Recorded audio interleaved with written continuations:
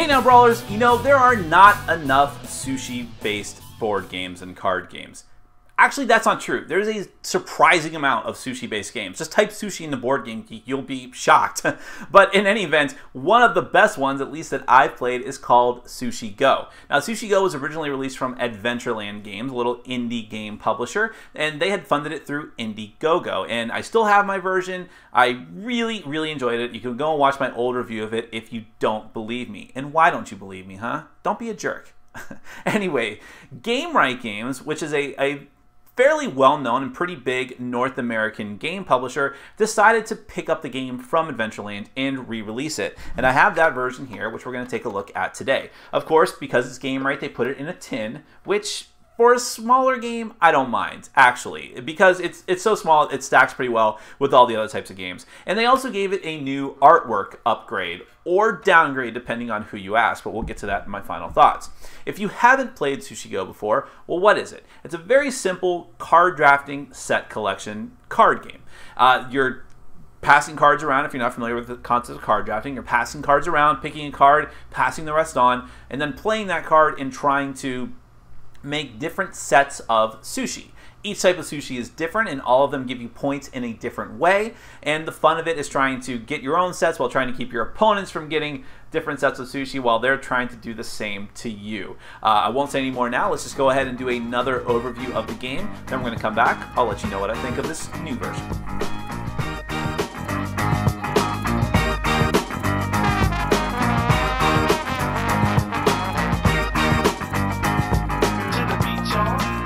Sushi Go is a fast, light card game for 2 to 5 players. The goal is to have the most points at the end of 3 rounds. Now, before I go into what all the individual cards in the deck do, I'm just going to show you the basic mechanism of the game.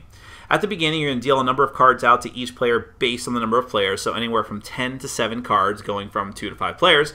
And once everyone has their hand of cards, you're going to look at the cards in your hand, pick one in secret, place it face down in front of you, and wait until every other player has secretly picked a card. Then all of you will simultaneously flip that card over. You're going to leave the card face up in front of you, pass the rest of the cards to the left, and then you're going to continue passing cards, playing card down simultaneously, and keep doing that until every player has played every card. So, depending if you've dealt 7 cards out to each player at the beginning of the game, then when you're done with the first round, every player is going to have 7 cards laid out in front of them.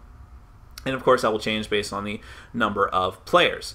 Then you're going to score all the points that you have based on the sushi cards that you've played. Once you have scored all of the different cards that you have in front of you, you're going to collect all the cards from everyone, almost all the cards from everyone. We'll get back to that in a minute. And then put them in the discard pile, deal cards from the top of the deck to each player, again, based on the number of players, and continue. And if instead of passing to the left, if you want, you can instead vary it by passing to the right on the second turn. Then on the third round, go back to passing to the left in clockwise order.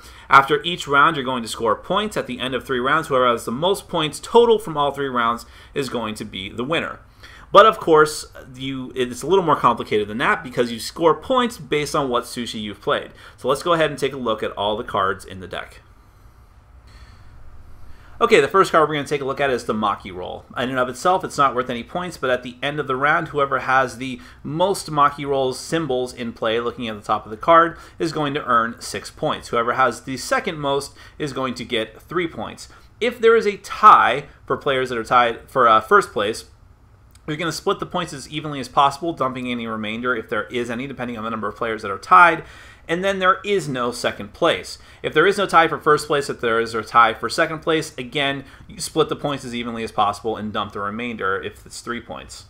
The next card is Tempura. Tempura in and of itself, by itself, is not worth any points, but for every 2 Tempura that you have in front of you, you get 5 points. So 1 Tempura gets you nothing, 2 Tempura gets you 5 points, 3 Tempura is still 5 points, 4 Tempura is a total of 10 points. Sashimi works in sort of the same capacity, except that you need 3 sashimi, and you score 10 points for having done so. Dumplings are worth an escalating amount of points depending on the number of dumplings you have in play.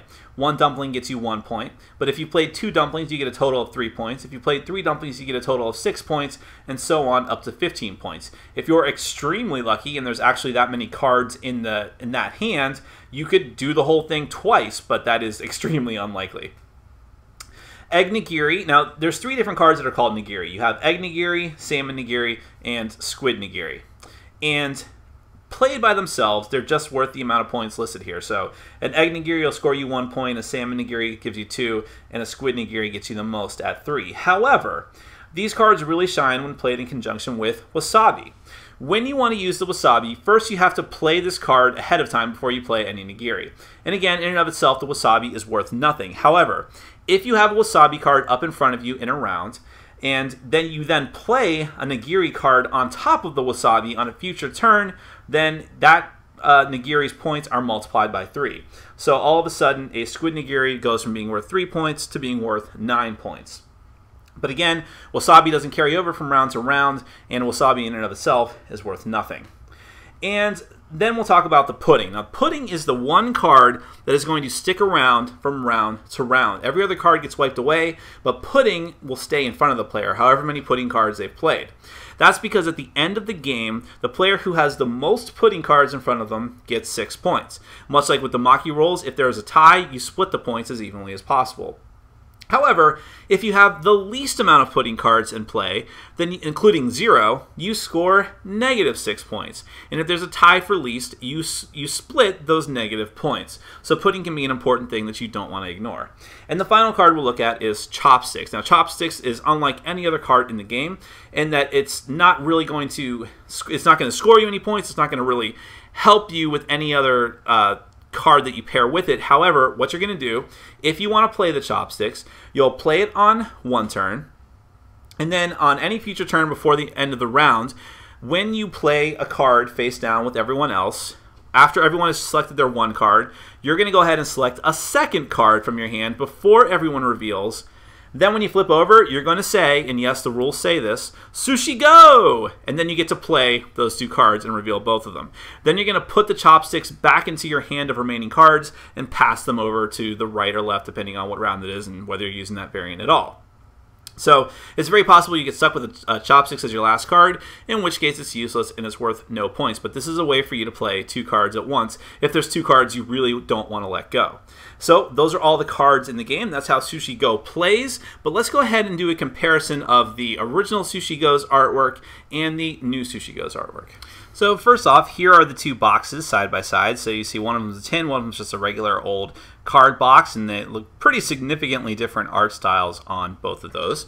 The next thing I feel compelled to mention is that in the original version, they actually had scorecards, which are not in the new version. What you would do is you would lay out this card at the beginning, and you would use this other card on top of it to indicate what your score is. So at the beginning of the game, where you're likely to have between 1 and 10 points at the end of the first round, maybe, you're just going to keep moving this down with the 0 there, so you got 1, 2, 3, 4 points. When you get to over 10 points, then you'll just move it over like this, and so on, and that will keep track of your score. It's a little clunky, but it was a pretty decent way to keep track of score, and so that is not in the new version of the game. So let's go ahead and take a look at the different new and old cards side by side. Here is the Maki roll, old and new. So old is going to be on the left-hand side, and the new ones are going to be on the right side. So there's the Maki roll. Here is the tempura. You see they're pretty darn similar. They're not too different. Here's the sashimi, the dumplings, the, oops, got it mixed up. There's egg nigiri, salmon nigiri, that one's pretty different, squid nigiri, the wasabi, that one's actually fairly different, pudding, this is the one that I clearly think that the newer one is better. And then finally the chopsticks, which is also significantly different since the chopsticks in this one are anthropomorphic, which is a pretty interesting decision. But that's the old versus the new. The game is the same either way. Try to get the most points by drafting as many sushi and making a beautiful plate in front of you. Now, I played the original Sushi Go a lot. I think the only other small filler game in my collection that I've played more is Love Letter by leaps and bounds. But that's Love Letter. I mean, it's even faster than this, so of course that makes sense. But that's not taking anything away from Sushi Go. I love it. I still love it to this day. I've probably got a little tiny bit burned down on it, but when I heard that the new version was coming out, I was interested again. And I I don't know what I was hoping. I guess I was hoping that they would have changed a little something, maybe added some new rules, maybe a new type of sushi. Who knows? I mean, that would have been pretty cool. They didn't. This is the same exact game as the original Sushi Go. And that's not a horrible thing by any stretch of the imagination, because I still love that game. I was just a little disappointed that Gamewright didn't take this opportunity to add a little something more. I mean, the box is a little bit bigger. You could fit a few more cards in there, I believe, so why not? But in fact, they subtracted cards because there are no longer any scoring cards. Now, I'm not going to say that those scoring cards in the original Sushi Go, and if you're not familiar with them, they're like, they made them, every player gets 2 different cards.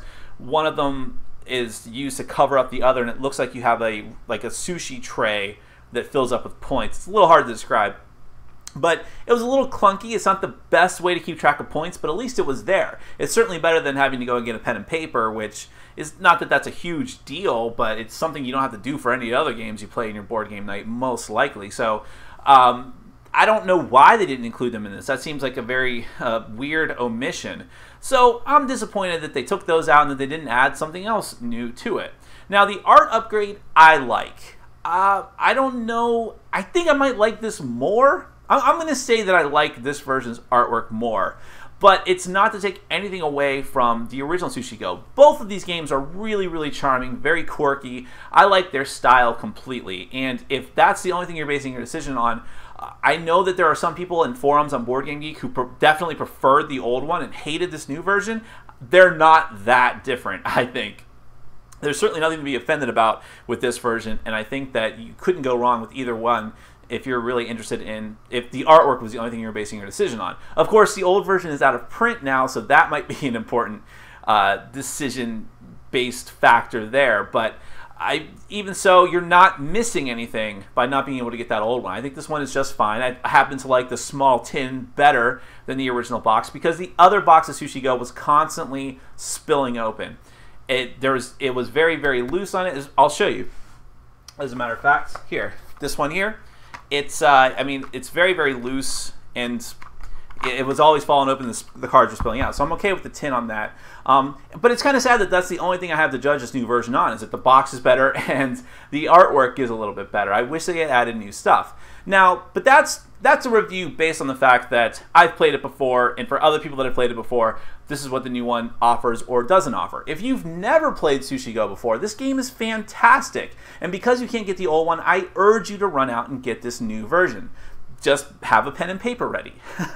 But it's such a wonderful game. It's got, you know, I love card drafting games no matter what. I mean, it's one of my favorite mechanics. And this one, it's just very fast, very streamlined. It's very easy for people to play. Anyone can sit down and play it. If you've got new people in your group who are only used to the type of games that you find at Target or Walmart, then this is the game. This is an awesome filler game to introduce them to, because they'll pick it up quick, and it's just fast and fun, but it's got some depth and strategy to it, like any card drafting game. It's very quirky. It can be a little bit mean because you can keep cards away from other people, just like any other card drafting game. It can be a little anticlimactic at times, because if you have a horrible turn and someone else has an awesome turn, even if it's the first or second turn, you're probably not going to win. But it's over fast. You know, I think that it's best with maybe 3 players is probably the best number here. But it really plays well at any player count, even 2. So I give the game itself the highest marks possible. If you already own the original version of the game, unless you've seen pictures of the original, of the new art style and just fell in love with it, or the box, the tin, there's really no reason to go out and get this new version, sadly, unless you just really want both versions for some reason. But if you haven't bought a copy of Sushi Go yet, you don't need to go out and track down the old one. This one is perfectly fine. I really enjoy the game in either incarnation, and I give it my highest recommendation for a filler game. My name is Nick, this has been Board Game Brawl, and I'm reminding you to get out there and game every day in every way. Take care.